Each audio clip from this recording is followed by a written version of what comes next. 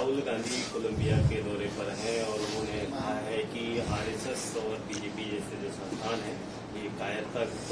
देखिए, राहुल गांधी ने सुपारी ले रखी है अंतर्राष्ट्रीय स्तर पर हिंदुस्तान को बदनाम करने की।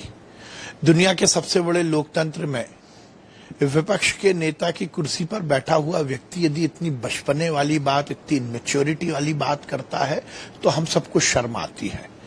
मुझे लगता है कि राहुल गांधी जी जिस मानसिकता के साथ राजनीति कर रहे हैं इसी को नकारात्मकता कहते हैं।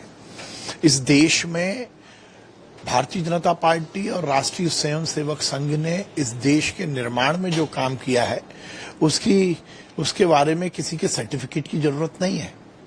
कायरता यदि दिखाई है तो कांग्रेस ने दिखाई है, नेहरू परिवार ने दिखाई है।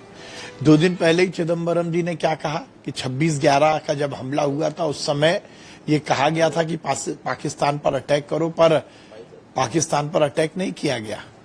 भारतीय जनता पार्टी की सरकार ने हर समय बहादुरी का काम किया है।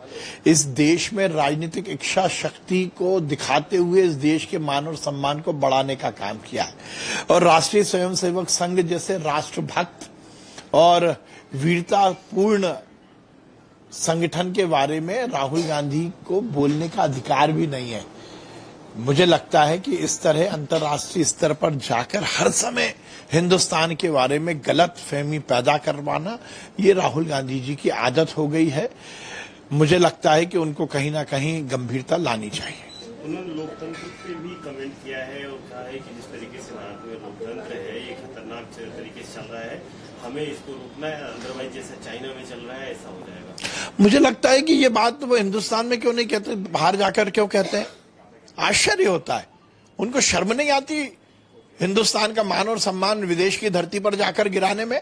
ये देशद्रोह की श्रेणी में आता है। राहुल गांधी जी, आपको कहीं ना कहीं अपनी स्थिति का आकलन करना चाहिए। ये देश की सबसे बड़ी पूंजी है लोकतंत्र, और इसी लोकतंत्र के कारण आज आप इस हैसियत में हो कि आप फॉरेन में जाकर आपका इंटरव्यू हो रहा है। इस लोकतंत्र की गरिमा का पालन करिए। ये लोकतंत्र की ताकत है कि आप विपक्ष के नेता बने हो। इस देश का लोकतंत्र पूरी दुनिया में जाना जाता है। मुझे लगता है कि इस तरह से लोकतंत्र पर प्रश्न चिन्ह लगाना, जनता के अधिकारों पर प्रश्न चिन्ह लगाना और हिंदुस्तान के मान और सम्मान को गिराना ये देशद्रोह की श्रेणी में आता है। उससे एक दुखद घटना हुई है।